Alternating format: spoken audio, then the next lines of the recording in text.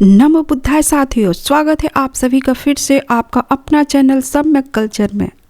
साथियों, आज मैं आप सभी के लिए बहुत ही खूबसूरत जातक कथा लेकर हाजिर हूँ, जिसका नाम है बंधमुख जातक कथा क्षमाशीलता। इस बंधमुख जातक कथा क्षमाशीलता में राजा, रानी और पुरोहित तीन मुख्य पात्र हैं, जिसमें पुरोहित जो कि राजा का सबसे भरोसेमंद बंदा रहता है और पंचशील के नियमों का पालन भी करता है। साथियों, होता क्या है कि एक दिन राजा कहीं गए रहते हैं, तभी रानी पुरोहित से कुछ बात मनवाने के लिए बोलती है, लेकिन पुरोहित साफ इनकार कर देता है, जिससे रानी को लगता है कि इसने मेरा बेइज्जती कर दी, तो उसने पुरोहित से बदला लेने को ठानी। लेकिन साथियों, आखिर रानी की कौन सी ऐसी बात थी जिससे पुरोहित मना कर देता है, और क्या रानी उससे बदला ले पाएगी? ये सब जानने के लिए वीडियो को अंतिम तक देखें जरूर।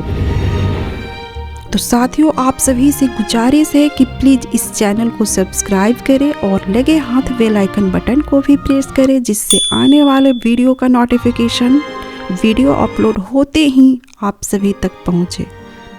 तो साथियों, आगे बढ़ते हैं और क्षमाशीलता बंधमुख जातक कथा सुनते हैं। यह जातक कथा आदर्श जातक कथा किताब से लिया गया है, जिसका लेखक मधुकर पिपलाइन जी हैं। बनारसी के राजा का पुरोहित बहुत स्वामी भक्त था। वह राजा का बंधु था, मित्र था, मार्गदर्शक था, रक्षक था और उत्तम सलाहकार भी था। एक दिन उसकी मृत्यु हो जाती है। उसके मरने पर राजा को बहुत दुख हुआ। राजा ने उसके पुत्र को राजपुरोहित के पद पर आसीन किया और उसे राजधर्म की शिक्षा पूरी करने के लिए तहसील भेज दिया, क्योंकि उसे अभी तो वो बच्चा था, जिसके चलते उसको राज का कुछ नियम कानून कुछ पता नहीं था, जिसके चलते वहाँ पे ट्रेनिंग के लिए उसको तहसील भेज दिया गया। शिक्षा पूरी करके लौटने पर वह भी राजा का परम प्रिय पुरोहित बनकर रहने लगा। राजा की एक पटरानी ने राजा से एक वर मांगा, स्वामी, मैं चाहती हूँ कि आप किसी दूसरी स्त्री को मेरे रहते पटरानी न बनाएं, तथा जब कभी आपको नगर से बाहर जाना हो तो अपनी राजमुद्रा मुझे सौंप कर जाएं। राजा ने उसके वचन को अस्वीकार न कर सकने के कारण भी स्वीकार कर लिया, क्योंकि ये बातें जो है राजा को अच्छी नहीं लगी, लेकिन फिर भी उसने उसकी बातें को मान लिया। अब राजा अपनी पटरानी के अधीन होकर रहने लगा। उसकी महल में 16,000 नर्तकियाँ थी, किंतु राजा उनकी ओर भी कामुक दृष्टि से नहीं देखता था। इस प्रकार राजा पूरी तरह अपनी पटरानी के हाथों पराधीन हो गया। उस समय बनारसी के सीमांत में बगावत फैल गई। राजा के सैनिकों ने 2-3 बार बगावत करने वालों का दमन किया, लेकिन अंत में बगावत को बढ़ते देख उन्होंने राजा को खबर भेजी कि अब वे बगावत को शांत करने में असमर्थ है। फिर राजा ने अब खुद वहां जाने की सोची। उसने अपनी पटरानी को बुलाया और कहा, भद्रे, मैं सीमांत में जाता हूँ। वहाँ नाना प्रकार के युद्ध होते हैं, जहाँ जय पराजय भी अनिश्चित रहती है। ऐसे स्थान पर स्त्रियों को साथ लेकर चलना कठिन होता है। तो यहीं रह, मैं शीघ्र विजय प्राप्त करके लौट आऊँगा। फिर रानी ने कहा, देव, मैं यहाँ अकेली नहीं रह सकती। राजा के बार बार मना करने पर वह बोली, मुझे राजमुद्रा दे ताकि मैं यहाँ निर्भय होकर रह सकूं। राजा ने उसे राजमुद्रा दे तो दी और पुरोहित को नगर में छोड़ दिया। भारी सेना के साथ सीमांत की ओर निकल पड़ा। पुरोहित ने अपने राजा को विजयी होने का आशीर्वाद दिया और भली प्रकार से नगर की देखभाल का उत्तरदायित्व अपने ऊपर ले लिया। राजा के सीमांत में जाने के बाद रानी अकेली रह गई। राजा का पुरोहित युवा था, सुंदर था और प्रज्ञावान भी था। रानी के मन में उसके प्रति आसक्ति का सूत्रपात हो गया। उसने अनेक प्रकार से उसे प्रलोभन देकर अपने वश में करने का प्रयत्न बहुत किया। उसने कई बार संकेत भी दिए, किंतु सिलवान पुरोहित यह सब समझ नहीं पाया। अतः एक बार उसने राजमुद्रा का दुरुपयोग कर उसे अपने कक्ष में हाजिर होने के लिए कहा। जब वह रानी के महल में पहुंचा, पुरोहित जब रानी के महल में पहुंचा तो रानी उसके सुंदर शरीर को देखकर संयम खो उसके सम्मुख स्पष्ट रूप से प्रणय निवेदन कर बैठे। पुरोहित ने उत्तर दिया, ऐसा न कहें, मेरे मन में राजा का गौरव है और मैं पाप कर्म से बहुत डरता हूँ। मैं ऐसा कोई अनुचित काम नहीं कर सकता। रानी युवा पुरोहित की ऐसी बातें सुनकर आग बबूला हो उठी और बोली, ऐसी बातें सुनने की मुझे आदत नहीं। यदि मेरे प्रणय निवेदन को ठुकराएगा तो मैं तेरा सिर कटवा दूंगी। पुरोहित सील पालन को अपना धर्म समझता था। उसने इस आदेश की तनिक भी चिंता न करते हुए कहा, इस जन्म के सिर कटवाने की बात क्या? यदि 1000 जन्मों में हर बार भी मेरा सिर कटे तो भी मैं ऐसा कुकर्म नहीं कर सकता। बट रानी बोलती है, अच्छा देखूंगी। ऐसा कहकर रानी अपने दूसरे कमरे में चली गई। प्रतिशोध की ज्वाला में धधकती रानी अब बदला लेने के लिए समय का इंतजार करने लगी। अगले दिन उसे पता चला कि राजा सीमांत से उपद्रव शांत करके लौट रहा है। उसने पुरोहित से बदला लेने का सुअवसर हाथ से न जाने दिया। उसने अपने शरीर पर नाखून के खसोटने के निशान बनाए, पूरे बदन पर तेल मला, मैले कुचले कपड़े पहने और बीमारी का बहाना बनाकर पलंग पर लेट गए। उसने अपनी दासियों को आज्ञा दी कि जब राजा पूछे देवी कहाँ है तो उत्तर देना कि मैं बीमार हूँ। इधर राजा के अगवानी के लिए पुरोहित नगर द्वार पर पहुंचा।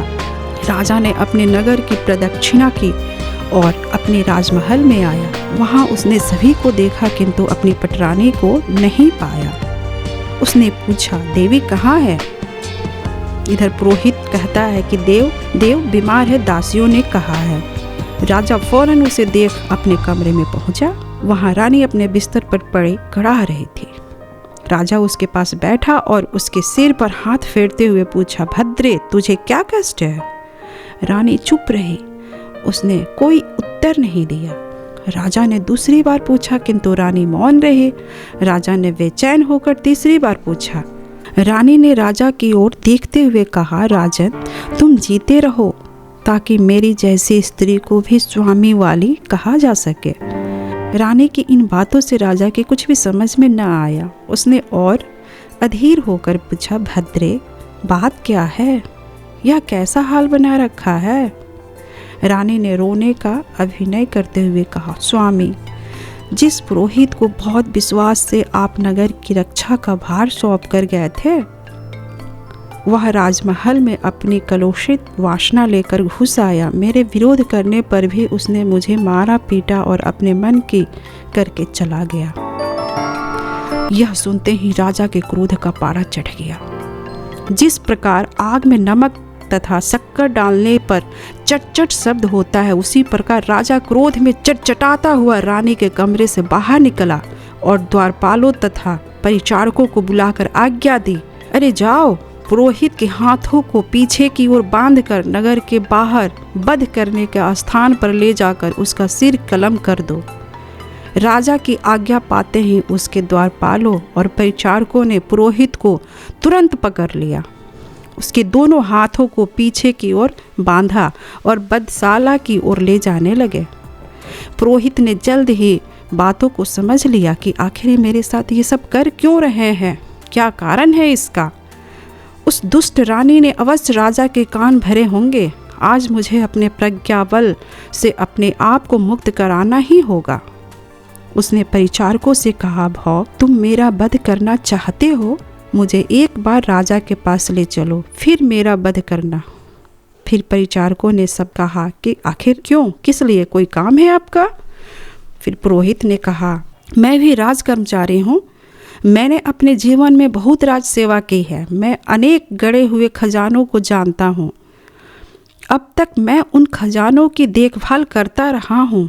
यदि मुझे इस बार राजा के पास नहीं ले जाओगे तो यह सभी धन राजा को नहीं मिल पाएगा। राजा को उसकी खबर देने के बाद जो चाहो जो करना। परिचारकों को पुरोहित की बातें सही लगी। वे उसे राजा के पास ले गए। राजा ने उसे देखते ही कहा, अरे दुष्ट पुरोहित, तूने मेरी भी कुछ शर्म नहीं रखी? तूने ऐसा महापाप क्यों किया? राजा के क्रोध करने पर बिल्कुल शांत बना रहा। उसने विनम्रतापूर्वक राजा से कहा, महाराज, मैं सील संपन्न कुल में उत्पन्न हुआ हूँ। मेरे कुल में सदैव पंचशीलों का पालन होता रहा है। मैंने कभी चींटी तक की भी जान नहीं ली। मैंने कभी तिनके की भी चोरी नहीं की। मैंने कभी कामुक दृष्टि से किसी की स्त्री की ओर आंख उठाकर भी नहीं देखा। कभी हंसी में भी झूठ नहीं बोला कि मैंने कभी एक बूंद भी मद्यपान नहीं किया। महाराज, मैंने तुम्हारा कुछ भी अपराध नहीं किया। उस मूर्ख ने मुझे राजमुद्रा के आदेश से अपने पास बुलाया और मुझे अपने हाथों से पकड़ा। मेरे इनकार करने पर वह अपना किया पाप प्रकट कर मुझे बदला लेने का प्रण करके अपने कमरे में चली गई। मैं पूरी तरह निरपराधी हूँ। महाराज, उसे मेरे सामने एक बार पूछ कर देखो, फिर चाहे मेरा शीश कटवा देना। राजा को अपने विश्वास पात्र पुरोहित की बातों पर भरोसा हुआ। उसने तुरंत पटरानी को बुलाया। रानी घबरा गई। उसे अपने पाप कर्मों पर पश्चाताप होने लगा। राजा के सामने आने पर वह गिड़गिड़ाने लगी और हाथ जोड़कर अपने पाप कर्म के लिए क्षमा याचना करने लगी। इस घटना चक्र को देखकर राजा ने पुरोहित को मुक्त करने का हुक्म दिया और रानी का वध करने की राजाज्ञा दी। पुरोहित ने राजा से हाथ जोड़कर याचना की, महाराज, जिसने अपना पाप कर्म स्वीकार कर लिया हो उसे क्षमा कर देना ही धर्म है। इस प्रकार पुरोहित ने उस मूर्ख रानी को उसके पटरानी के पद पर आसीन रहने दिया और राजा से कहा, महाराज, जहाँ मूर्ख आदमी बोलते हैं वहाँ मुक्त भी बंध जाते हैं। जहाँ पंडित जन बोलते हैं वहाँ बंधे हुए भी मुक्त हो जाते हैं। फिर पुरोहित ने कहा, महाराज, मैंने जो कुछ दुख भोगा है वह गृहस्थ जीवन में रहते भोगा है। अब मुझे गृहस्थ रहने की कोई ज़रूरत नहीं है। देव, मुझे प्रवर्जित होने की आज्ञा दे। राजा से प्रवर्जित होने की आज्ञा ले पुरोहित सभी सुख भोगों को त्याग हिमालय की ओर चला गया।